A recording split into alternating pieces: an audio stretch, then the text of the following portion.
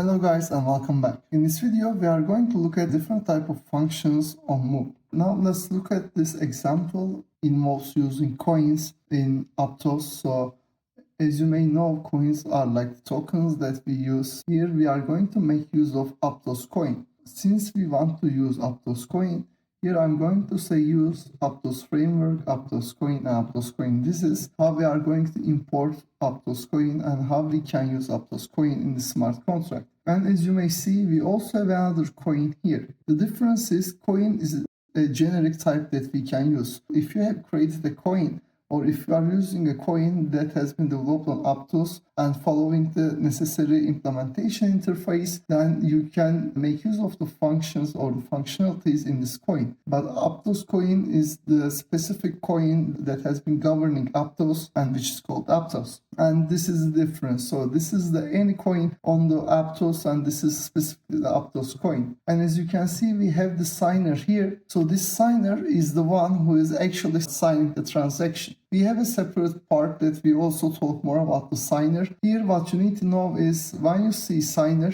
you will know that the signer is the one who sent the transaction. As you can see here, we have a constant. Constants are the values that we define once and we cannot change them later. So generally we use constants to define errors in smart contract because we generally return errors with the numbers. We actually always return errors with numbers, but it can be hard to read.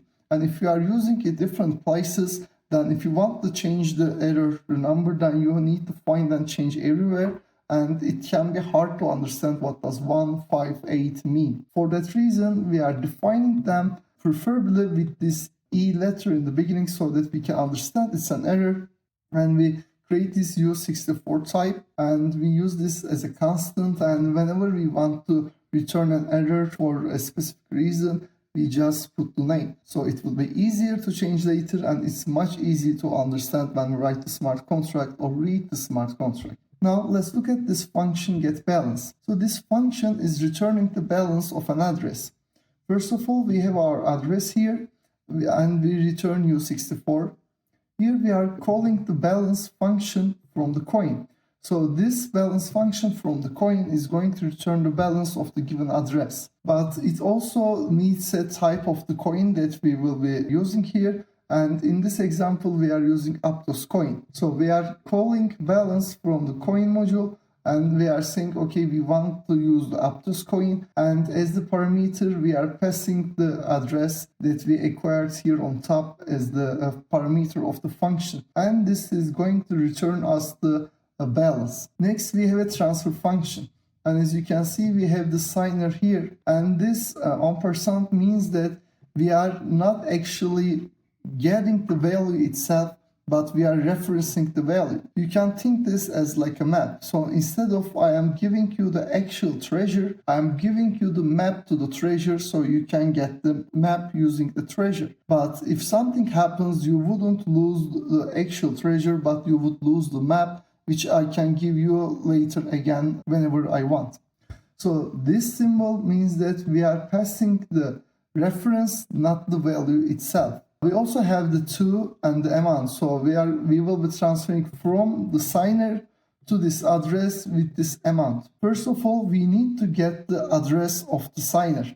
For this, we are going to use this address of method from the signer module, and we are going to pass our signer reference to here, which is the from. So this is going to give us the address of the signer, and we are going to store it in the from address. Next, we have an assert here. This means that I want to make a check. If the left-hand side is correct, then we will have no problem. But if the left-hand side is not correct, then we will display the error which is on the right-hand side. So here, the left-hand side is getBalance from address bigger or equal to amount. First of all, we need to have the amount if we want to transfer this much of an amount. So for that reason, we are getting the balance with our getBalance function and we are passing this from address and this is going to return us the balance which is a U64. Then we are checking if it's equal or more of the amount that we want to transfer. If this is the case, then we will go to the next line without any problem. But if this is not the case, then on the right hand side our error insufficient balance will be returned, which is 1. So instead of this I could have typed 1 here, but as you can see it's just harder to read, and if I use this in multiple places then it's just getting out of hand. For that reason I'm going to put E insufficient balance and E indicating the error. Next we have a function for valid amount, and this returns a boolean, and this checks if the given amount is valid or not. So we pass the amount and we check if it's bigger than 0, smaller than this number. We have another function for safe transfer which takes the coin type. So this is a generic function, and whatever we give here will be also displayed here. At this point we are not working with Aptos coin specifically, but we are working with any coin type. This will have the from, to, and amount like the before, and we are going to check if it's valid amount here with this is valid amount function that we created, and if it's not the case then we are going to return this error. Again, in real smart contracts you don't want to put any type of number for the error since it would be very hard to understand. You want to give this insufficient balance type of constants. I just want to demonstrate both of them here so that it will be easier to understand. Then we are going to transfer the coin, but as you can see we also use the function here, but we gave the Aptos coin as the generic type.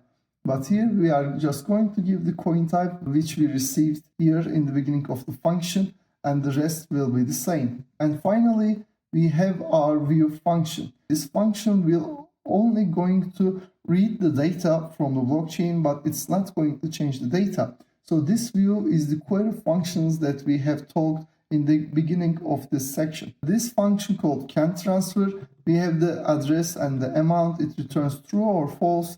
We get the balance and we check if it's bigger or equal to the amount that we have here as the parameter, and if it's a valid amount. If both cases are true, the result of this is going to be true or false, which is a boolean. The first thing that I want to talk about, which we haven't talked yet, is the semicolon at the end. As you can see, sometimes we have the semicolon at the end and sometimes we don't. If we don't have this semicolon at the end of the line, it means that I'm returning this value. So instead of saying return this like another programming language, we will be utilizing this feature which comes from the Rust.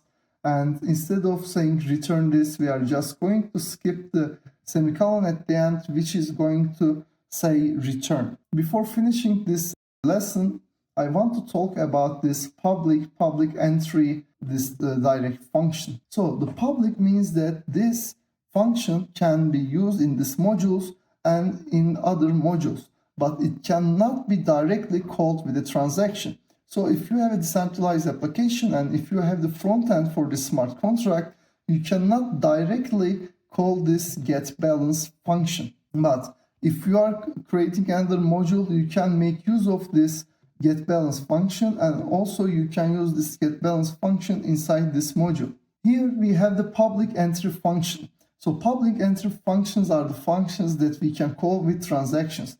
If you had a decentralized application, which is the front end for this smart contract, you would be able to call this transfer function directly because it's an entry function. It's an entry function to the smart contract, so this can directly be called by the transaction. And these entry functions need to be public all the time. And here we have a function. Since we haven't set public, it's private function. And the private function means that it can only called inside of this module. It cannot be called by other modules. And finally, we have our view function, and our view function is a public function. We will be able to call this again from the front end, like the entry functions, which is going to read data, but it's not going to alter the data.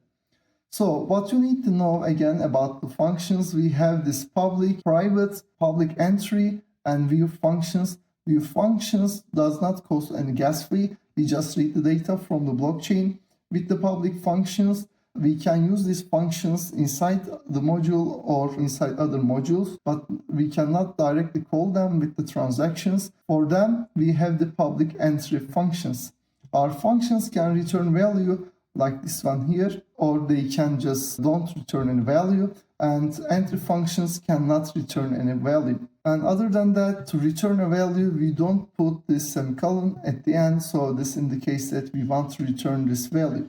So again, thank you very much for listening to me on this video. I hope that it gave you the basic idea what are the different type of functions on Move, where to use them. And don't worry, again, the more you use this inside contracts and the more you see examples about the usages of these functions, it's going to be easier to understand. So thank you very much, and I will see you on the next one.